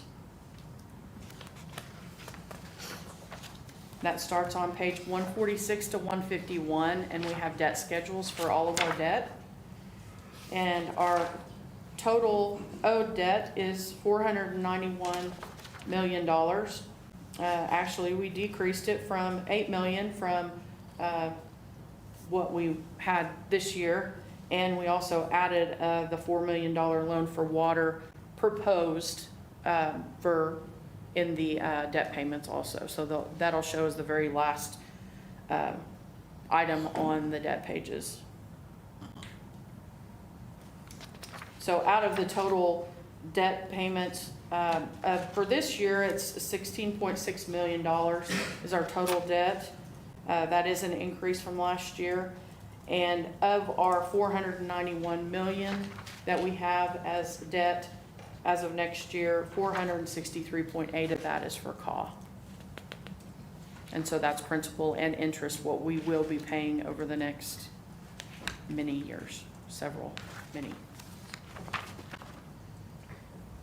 So if you look at the FAP loans are a little different when you get to the actual debt schedule. FAP, we pay back principal and interest as soon as we receive the funds, but the DW SRF loans pay interest only until the project is complete, and then we start paying back principal.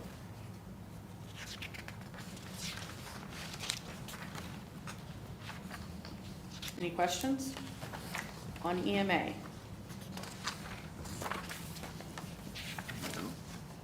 Okay. Okay. Seeing none, we'll move on. Item number 7, adjourn to convene as the Enid Economic Development Authority. Item number 8, all trustees of the Enid Economic Development Authority special meeting are in attendance.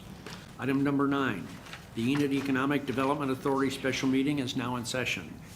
Item 9.1, discuss and take any necessary action on the fiscal year 2022-2023 Enid Economic Development Authority financial plan. Okay, we're looking at EEDA, page 181. We have a balanced budget as we have had for the last 5 years. We'll discuss a few items of revenue and a few items of expense, and then Lisa Powell is here to give an update for ERDA. So our TIF revenue is kind of what you would call a pass-through based on estimated amounts, and the actual funds received will be paid out on the expense side. Our miscellaneous category is our Cafe Garcia monthly rent that we receive, and we have an economic development funding of $100,000 that we did not have in this fiscal year, and this is the first year of 5 that we will be receiving. And the transfers from the general fund in this area cover the sales tax rebate agreements in place. And then the transfer from EMA covers everything that is not covered there. So our expenses, we have professional services, and then we have our sales tax rebates and the economic development. There was an increase here that was based on request. And then we have TIF payments. And then we have one debt that is still in EEDA that will be paid out in next fiscal year. So we only have half a year payment, and then that will be totally done. Is that the academy debt or which? Mm-hmm. So it was a decrease of approximately 485 from this year to next year, because we're only paying half a year, and then it will be done. Any questions before I let Lisa take over?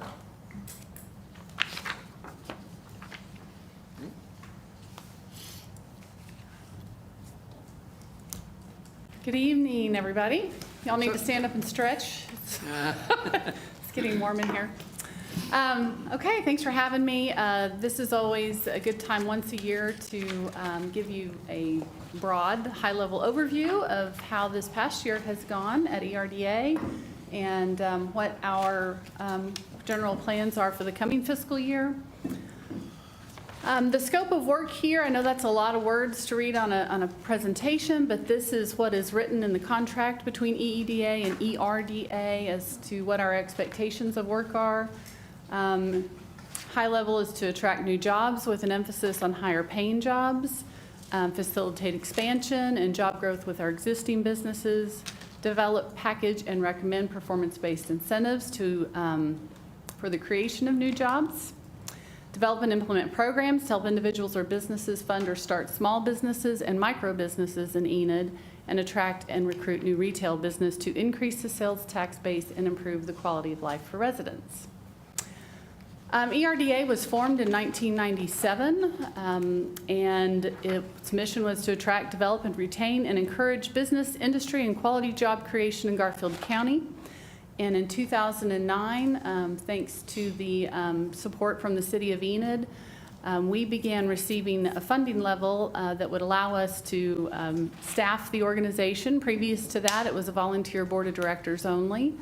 And so since 2009, we've had a very supportive city council, and we've been able to be a little more proactive. I would say a lot more proactive in the areas of economic development for Enid. In 21 and 22, so this past year, these are really the high-level items and categories that our office focuses on.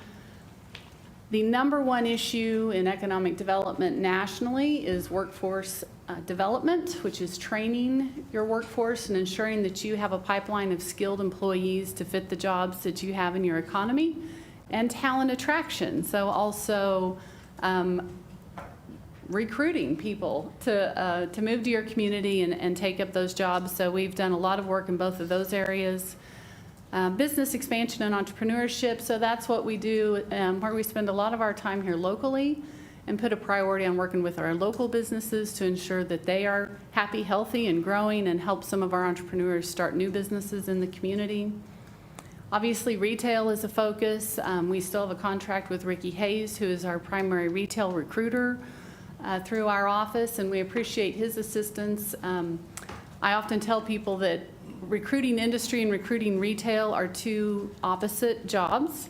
So a retailer really loves it when you have a very low unemployment rate, and an industrial hiring manager really hates it when you have a real low unemployment rate. So the metrics those two industries look at are very different.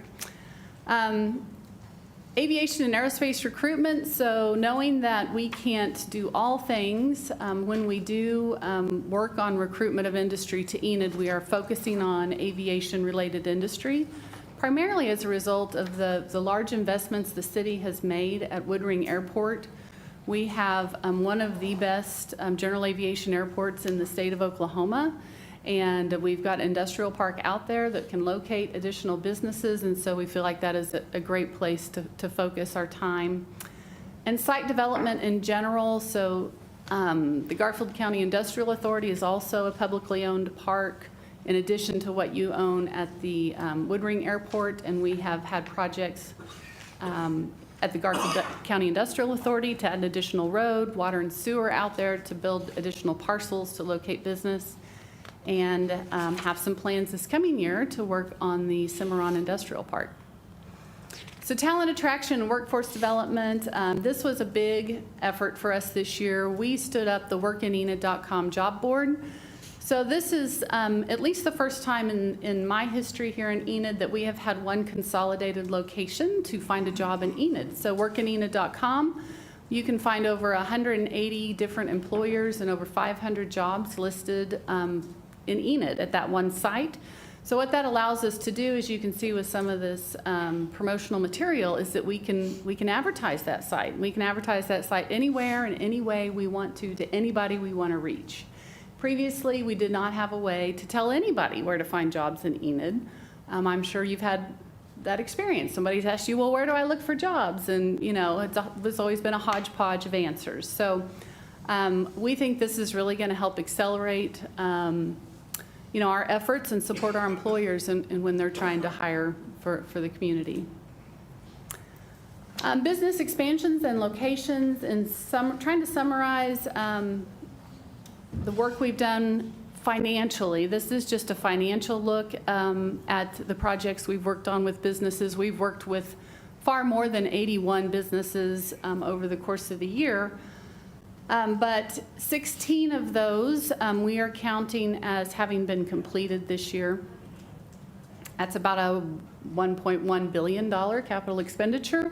That number is high because there are a couple of wind farms in there, and you know that those are $500 million in themselves, and so that can inflate the total, but it's about 346 new jobs. We're currently working 28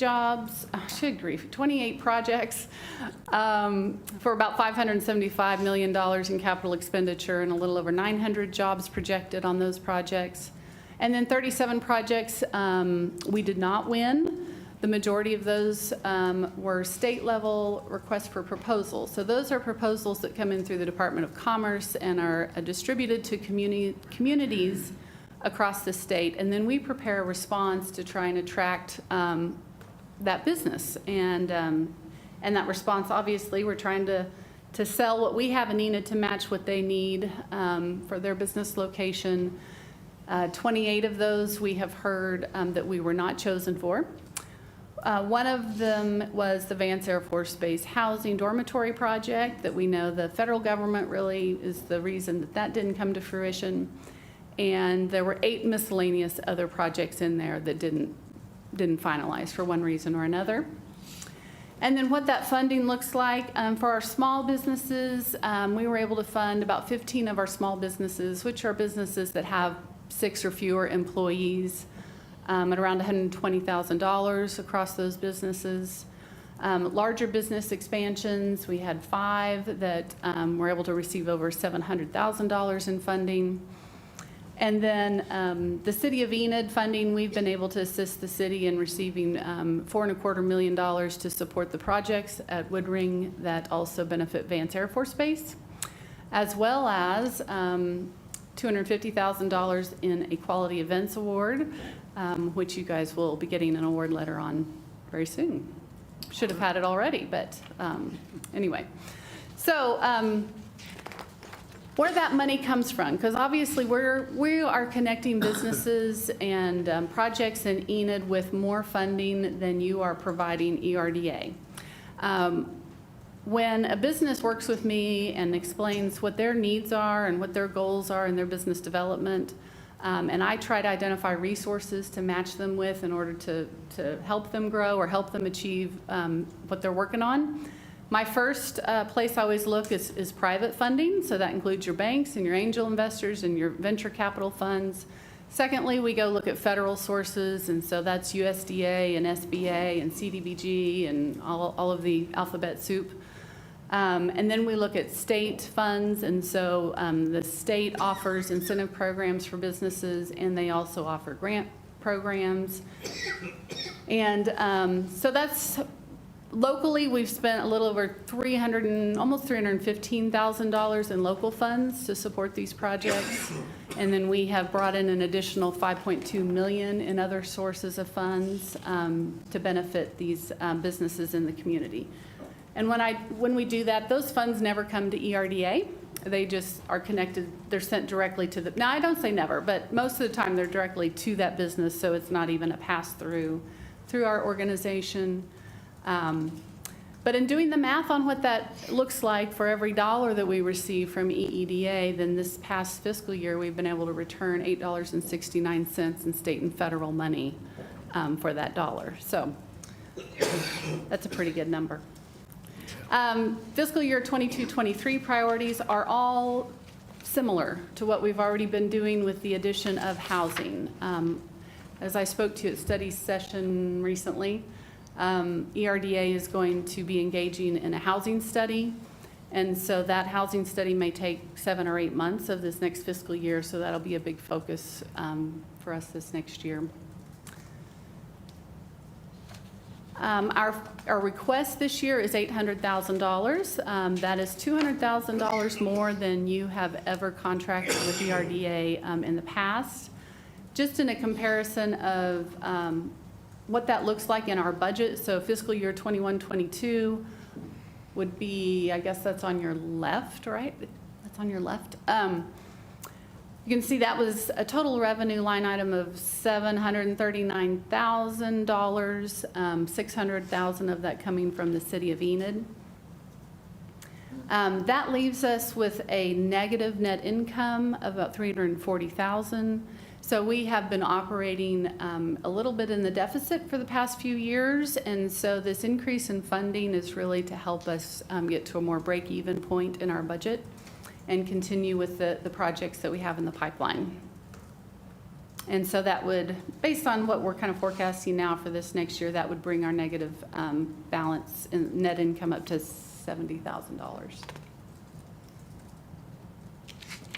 And with that, I will be happy to answer any questions. Lisa? Okay, I'll go ahead. Are there any areas particularly that you need financing or increase of income, revenue? Are there any positions you need to hire or fill or anything like that to help you as a committee? Yeah, well, I appreciate you asking. The funding, you know, the primary place we spend our funding, like most places, is on staff.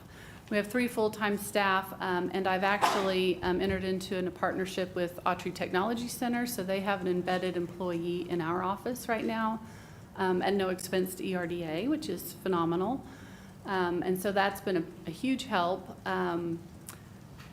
But as Enid is growing, you know, getting around everybody and making sure we can connect with those people who are seeking assistance and applying for these funds also takes time. So I do believe that we obviously are able to make a greater impact with fewer local tax dollars if we are able to maintain the relationships that give us access to these funds and be able to fill out those applications. And so that takes a little time. So staffing, you know, that's always a place we're looking at. And so we may do a little bit of contract labor this year to help with that and use some of the additional funds to help in that way. But Okay. yeah. And I heard you say that you had mentioned a lot of times when you go for funds, it's to help businesses. You direct them to the banks and places like that first, our financial institutions, and I understand why you do that. Right. That helps stimulate the economy and plus, you know, increase good credit for businesses and all that. Yeah, we don't want to compete with the private sector. Right. And I was just, you know, then you had mentioned about the grants, federal funding, second. Mm-hmm. So my question to you is, with that need, would it help you to have individuals to help write grants?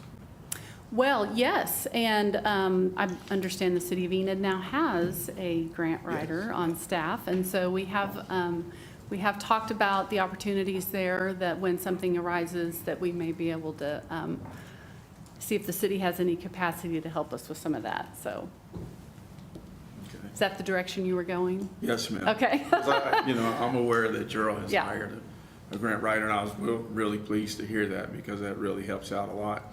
But I was just curious, are you in need of the same service? We are, and you know, in this era right now when we've got so much funding being thrown at everybody through every direction, there's more grants available than ever. And so I think I've said publicly before, probably I wasn't in Enid when I said it, but I'll say it here, that my opinion with if we're going to pay taxes to the federal government and they're going to offer grant programs to package them up and send them back out across the country, well, then we better be in the game with our handout too, getting those right back here in Enid. Because otherwise, if we don't apply for those funds, then our tax dollars, in my opinion, are then being used to support some other city and some project that they've applied for. And those bigger cities, you know, have entire staffs that apply for those funds. So anyway, that's my little soapbox on that topic, I guess. But I don't know what to expect other than just a simple nod of the head, but earlier I mentioned that we have retail opportunities on the horizon. Yes. And we haven't been updated in that a while, and obviously we cannot do that here. But do you feel comfortable with where we are on our retail recruitment? yes, and I can say, you know, prior to COVID, we were having the same level of interest in projects for retail and other industry, and they all took a break, you know, during COVID, and they're all back at the table now. However, we're all staring inflation in the face and supply chain issues on construction materials. And so it's just kind of a wait and see whether people continue with projects that they've got, you know, lined up to do, or whether they wait again. So we've got a lot in the pipeline, just ready to go, and they're trying to make those same decisions, you know. Do we persevere and push through, or do we wait until things settle down? So, yeah. Okay, thanks, Lisa. Okay, Appreciate it. thank you very much. Yep.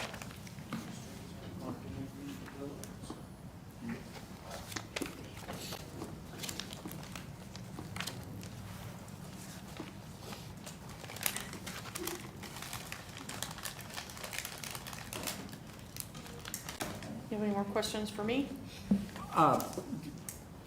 You said don't wait till the last day. No. So, Don't. and I mean, Derwin and Rob and I have talked about this maybe. I know Rob and I, about at the Stride Center, the Convention Hall area, and that area between the street and the sidewalk. Have we talked about, I know we'd ask you, is that in engineering, or are we looking at putting some concrete in those areas, or?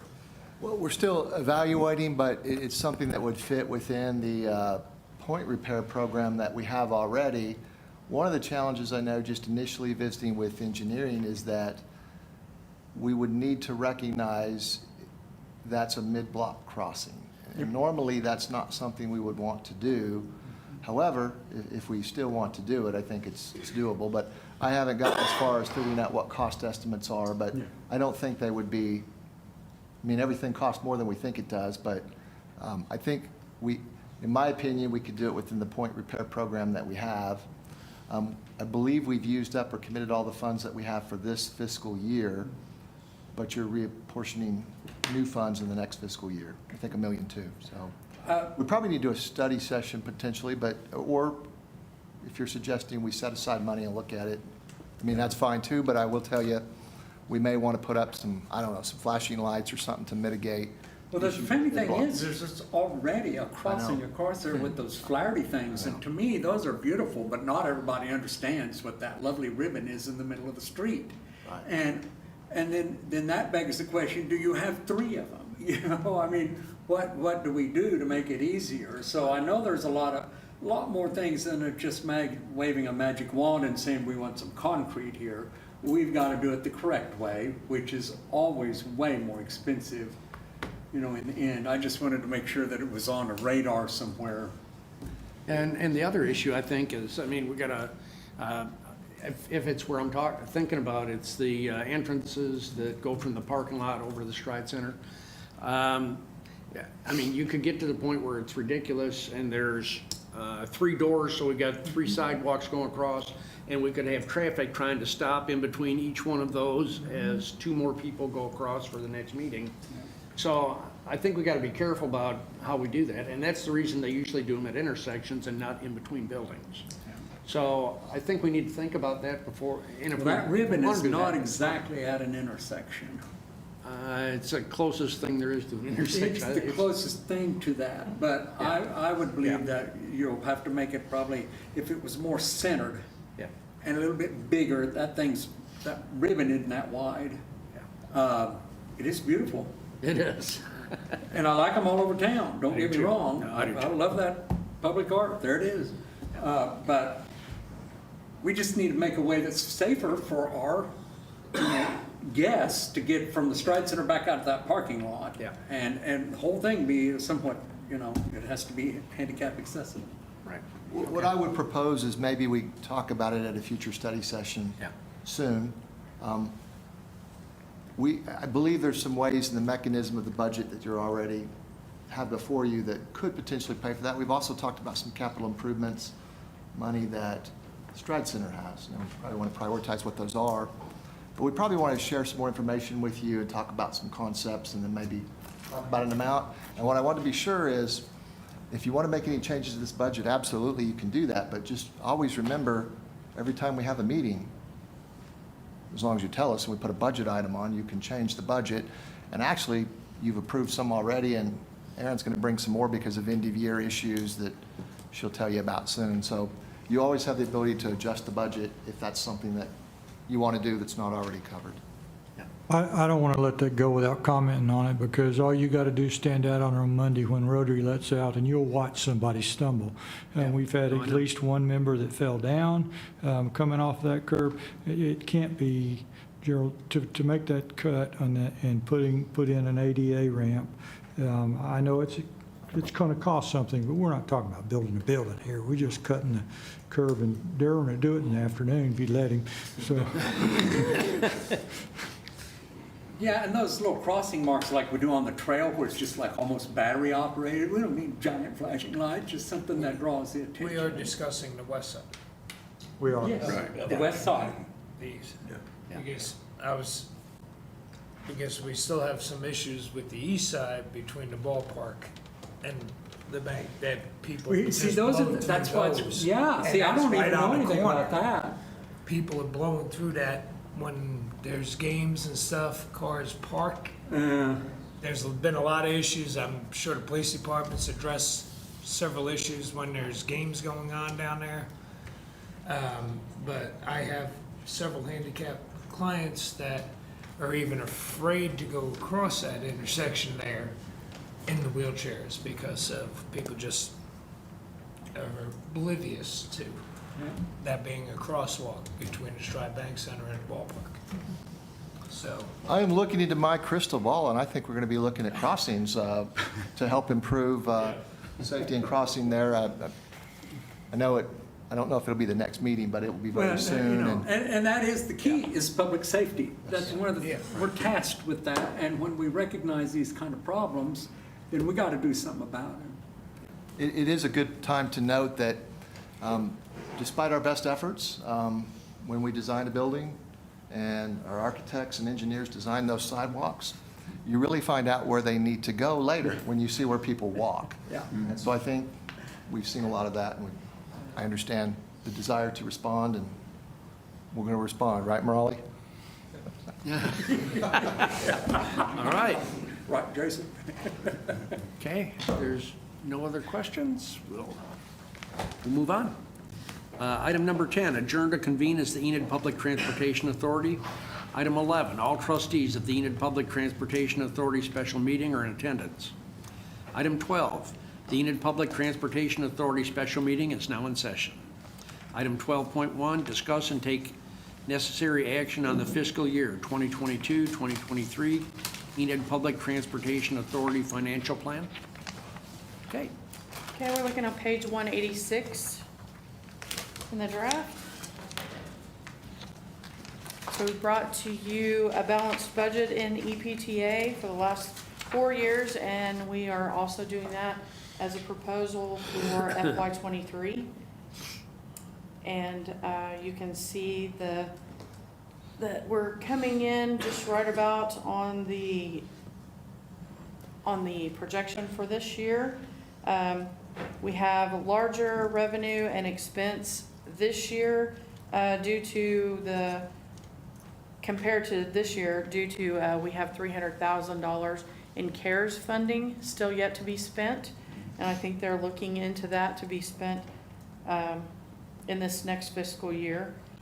We have an overall increase in EPTA revenue, $74,000, this fiscal year from the running projections. The transit revenue for next year is budgeted approximately the same. So the grant revenue for next year is a little bit higher, and that is for prior year grant funding that hasn't been spent yet. And the transfer from general fund is consistent with this year. So we have a slight increase on personnel services of 44,000. That is just the increased estimates that we have in for the collection bargaining agreement. We also changed a part-time office assistant to full-time. And the current year is much lower due to turnover. They're also an area that's having trouble finding and filling their vacancies over the last year or two, actually. So they're using temporary agencies to fill as much as they can. I think they have 3 or 4 right now that are from a temp agency, but they're hoping that they can get those filled next year for full-time positions and their part-time positions. These, where they're getting filled that way through a service, do they have CDLs and all that? I believe they fill the requirements. CDLs aren't required Yeah, I don't think generally they are. unless the bus takes more than 16 passengers, and most of our buses, if not all of them, don't require that. Is that right? Currently, none of our buses are large enough to require a CDL. We do have a few drivers who have them, but it is not required if it's more than 15 passengers on the van. So all of our passenger vans are 14 or less besides the driver, so we're doing well there. When we looked at staffing and addressed some of those staffing issues, we did adjust and add 2 more full-time drivers and took away some of the part-time drivers. We thought that would be better at attracting people that want to have a job with benefits and would still fill the hours that we need to do that. And so if we were able to bring our temporary people on full-time, we would just have 2 more full-time positions to fill in the new year. So we're ramping up that staffing. They're getting in a much better place, so. Well, I was always used to riding on the short bus, so. So the other thing that Beg's asking is, I thought we bought like a whole lot of new vans and stuff, and so now we got another $300,000 we need to spend. Right. There's a couple things that we're looking at for the $300,000 that we have for CARES funding. The main one that we're looking at is software for dispatch and for all of their funding. Right now, we are on a program that is hosted and owned by Oklahoma Department of Transportation. At some point, we don't know when, we've had multiple conversations with ODOT, we will be transferring to directly reporting to FTA instead of going through the Oklahoma Department of Transportation, and that's due to our last census coming out and us transitioning to over 50,000. That's going to change that. We're trying to get answers. From what I understand, FTA does not have a software package that their people use, so we are needing to go out and purchase something because we will not be going through the state any longer. So that's really been the driving force, is figuring out when that timing is, when that software needs to be bought and implemented. The other thing that we're looking at doing is fixing some infrastructure, and specifically the parking lot and drainage issues that are around the transit bus station right now. It's pretty bad out there. Engineering's looked at it. We've done some preliminary work on that. So it's going to be one of those 2 projects, or as much as we can of a combination, depending on what those come in at. And so there's been a delay on that because we've been working on staffing, but we are going to bring it back and finish that out in this next year. I know that parking lot's a mess out there, all throughout that whole area. It's really bad. Okay, that's a good answer. Yeah. Got it covered. You mentioned we had some carryover CARES funding. How long do we have to spend that? That's the funding that she was just discussing. Okay. Right, and we're in contact with ODOT. I do think that we may have to bring back an amendment to you guys to approve, but if we do, that will come to you for approval to extend that time period. All right, thank you. I don't show that any of the other expenses are very different from what we had budgeted this current year. Just a guess, increase of 54%, $27,000. But that's, we can't control that as a city. That's a federal government and gas and oil people. Right. Yes. Okay. I think I saw something on TV. Now, I know we can't believe everything on TV, but I think I heard that these are the highest average gas prices in the history of the United States, and Yes. so we're dealing with that and best we can, and actually doing all right at the moment, so hopefully somebody helps us at the federal level on inflation. Just a 54% increase on our end, Yeah. or at least on Okay. our. Anybody else have any other? Okay. Seeing none. Item 13, adjourn to reconvene as the Enid City Commission. Item number 14, we stand adjourned and we'll see you Thursday. Went swimmingly.